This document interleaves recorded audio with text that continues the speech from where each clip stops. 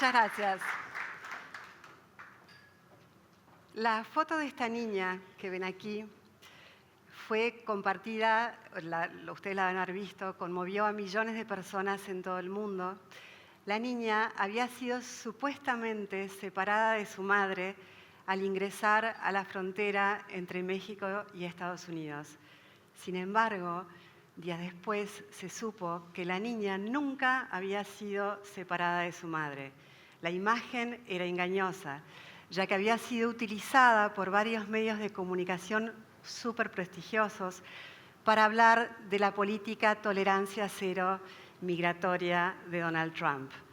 En este caso vemos un muro que supuestamente divide la frontera entre México y Guatemala.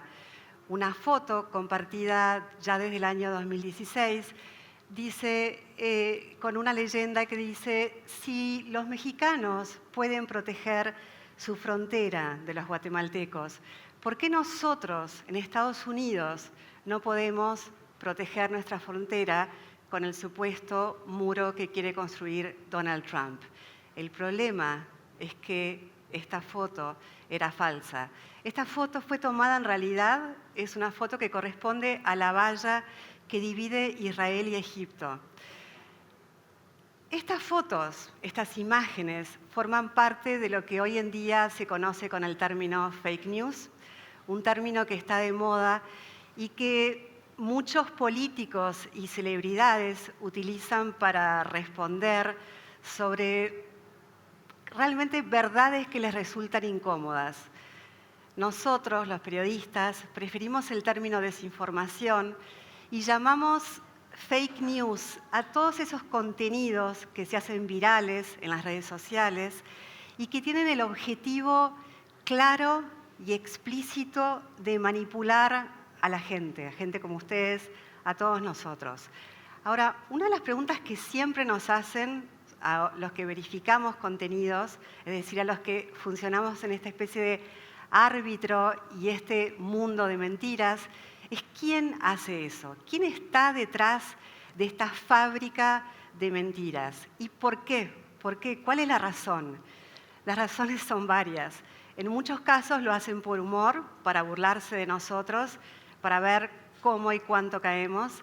En otros casos, y esto es el más peligroso, es para reforzar o extender creencias religiosas, sentimientos nacionalistas, xenofóbicos, para manipular a la gente en los periodos electorales, al consumidor, para generar miedo, pánico. Ustedes seguramente en Uruguay cada tanto a mí me comparten una información con nuevos tipos de violencia o nuevos tipos de robo, que incluso abajo dice una leyenda: comparte esto entre tus familiares y amigos, o incluso niños que desaparecen de las escuelas, que muchas veces también son falsos. También lo hacen para generar clics. Cuanto más clics, más publicidad, y es decir, más dinero. Pero también lo hacen para desacreditar a los medios. Y es ahí cuando varias organizaciones, entre ellas la mía, la que yo trabajo, decidimos que debíamos pasar a la acción. Ya no podíamos quedarnos como antes de brazos cruzados. Un periodista siempre verificó datos. Antes, cuando nosotros nos encontrábamos frente a una mentira, lo que hacíamos era ignorarla. Era un rumor, lo dejábamos de lado. Ahora realmente sentimos que tenemos que informar también sobre lo falso. Hay un estudio del Instituto Tecnológico de Massachusetts que dice que la gente comparte muchísimo más las noticias falsas que las verdaderas. Es decir, lo verdadero no puede competir contra lo falso.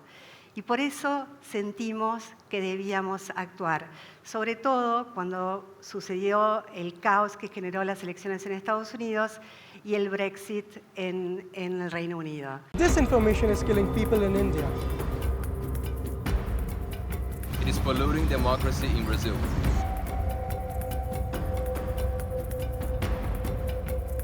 Disinformation on migrants is a major threat to European elections in 2019. Facebook, Twitter, WhatsApp, Discord, Reddit, 4chan. Disinformation is everywhere, massively shared.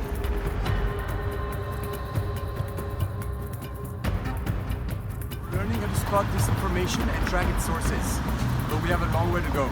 Verification and sourcing are AFP's lifeblood. It is in our DNA.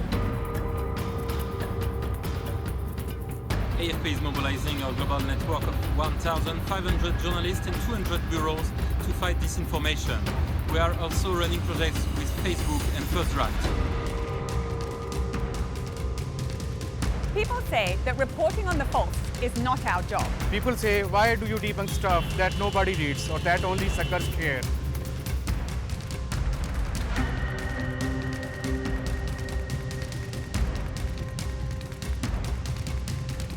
People say everyone is lying, including governments and heads of state, so fact-checking is a waste of time.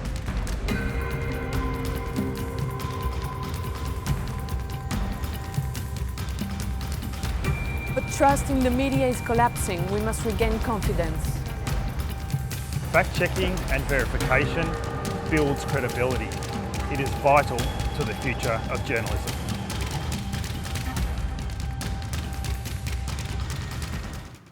Pero claro, esto, lo que se llama la verificación de contenidos, no lo podemos hacer solos. Si nosotros pusiéramos a todos los periodistas colaboradores de AFP, donde yo trabajo, a verificar contenidos, no nos daría ni el tiempo ni el alcance ante la cantidad de mentiras que por segundo circulan en las redes. Es por eso que las alianzas son clave. Por eso es que AFP en los últimos años hemos decidido reunirnos con otros sitios que también verifican contenidos. Hay sitios incluso que solo se dedican exclusivamente a ello. En América Latina, por ejemplo, la práctica creció tanto que en 2014 había solo 3 sitios que verificaban contenidos. Ahora son más de 18, incluso hay uno en Uruguay. Ante las elecciones, ante cualquier proceso electoral, esto se hace mucho más agudo, es decir, debemos reunirnos ya entre medios y sitios. Así lo hicimos en las elecciones brasileñas con Comprova, en Crosscheck en las elecciones francesas y verificado el año pasado en las elecciones de México. Pero claro, nada de esto sería posible, no lo podríamos hacer, si no involucramos también a las redes sociales. Porque es ahí donde la gente, todos, hoy en día, consumimos y compartimos información. Por eso también las alianzas con Facebook, WhatsApp, Reddit, Twitter también son súper importantes. Obviamente con YouTube, que pertenece a Google. ¿Qué hace Facebook cuando se encuentra con, nosotros verificamos para ellos y le informamos que una información es falsa? Lo primero que hace es reducir ese contenido en un 80% y obviamente eso baja muchísimo su capacidad de monetizarlo. A ustedes, a las personas que quieren compartir noticias falsas, Facebook les lanza una pequeña advertencia que dice: esta información fue verificada y la decisión está en ustedes si lo quieren compartir o no. Y lo mismo hace Google. Una de las preguntas que siempre nos hacen es, pero ¿cuál es el impacto de las fake news, de las mentiras políticas? Sobre todo porque son las mentiras políticas las que más se comparten en las redes. Los pocos estudios que hay, que fueron después de la elección de Estados Unidos, lo que dicen es que en realidad el alcance es gigantesco, pero a la vez superficial, porque la gente comparte noticias que generalmente reafirma sus creencias. Entonces lo comparte con las personas que le son afines. Este es un ejemplo bastante claro y bastante impresionante. Esta foto fue compartida miles y miles de veces en las redes sociales después de la elección de México en julio, en las que ganó Andrés Manuel López Obrador. La idea con esta foto, lo que se quería mostrar, era una especie de pánico. Gana AMLO, el izquierdista, y la gente va a los supermercados como si estuvieran ante una catástrofe. Lo que llama la atención es que los letreros están escritos en japonés. Entonces uno se pregunta cómo una foto con letreros en japonés fue compartida tantas miles de veces en un país de América Latina. En realidad la imagen corresponde al terremoto de Japón de 2011 que provocó miles y miles de muertos. Con eso vemos que la gente realmente presta muy poca atención a lo que comparten.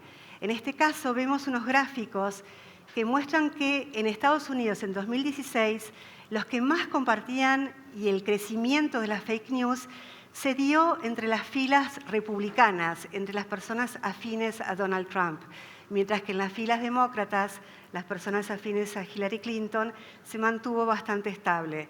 Hace poco, hace una cuestión de 3 semanas, salió un estudio que es de la Universidad de Princeton que decía que la gente que más comparte noticias falsas son las personas mayores de 65 años.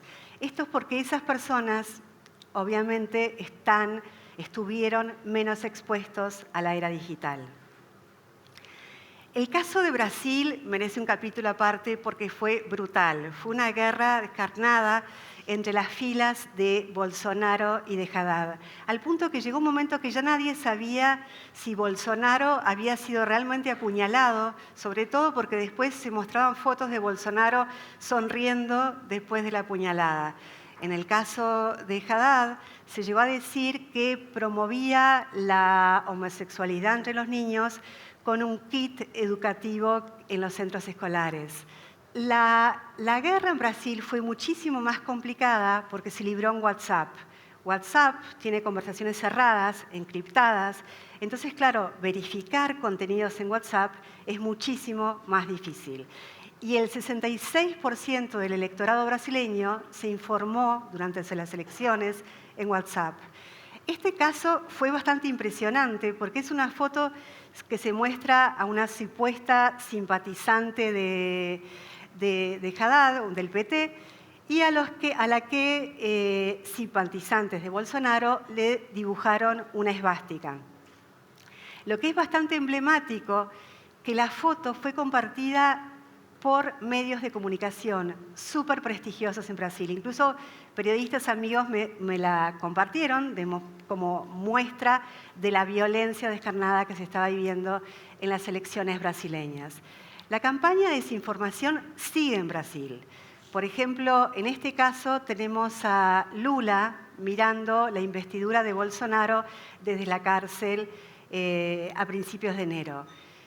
La foto es un montaje, y es un montaje, acá reconozco varios fotógrafos, que cualquiera se da cuenta que es un montaje de pésima calidad, y aún así fue compartida miles y miles de veces.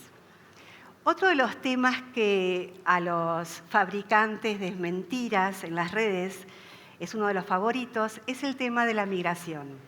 América Latina vive desde el año pasado una ola migratoria en varios frentes. De un lado tenemos a los centroamericanos, sobre todo de Guatemala, Honduras y Salvador, que se dirigen hacia Estados Unidos por México. Del otro lado son los venezolanos que están viniendo hacia Sudamérica y los nicaragüenses que van hacia Costa Rica.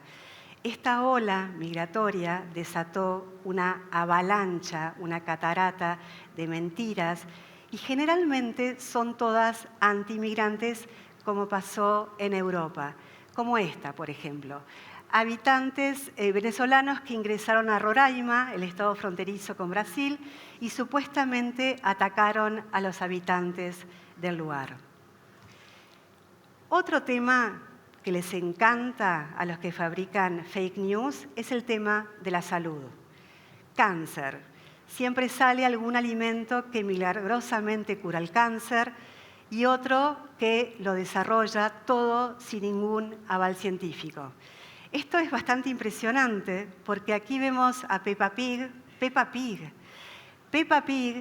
que es una información que se compartió también miles y miles de veces en todo el mundo, que decía que los niños que miraban Peppa Pig estaban más expuestos a desarrollar autismo.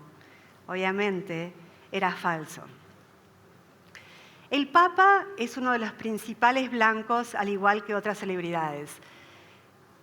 quizás ustedes, probablemente los católicos, reciban cerca de las Navidades una homilía muy linda atribuida al Papa que habla de la familia y la importancia de la familia y cómo debemos querernos y aceptarnos tal cual somos. La homilía es realmente maravillosa, el problema es que el Papa nunca la dijo.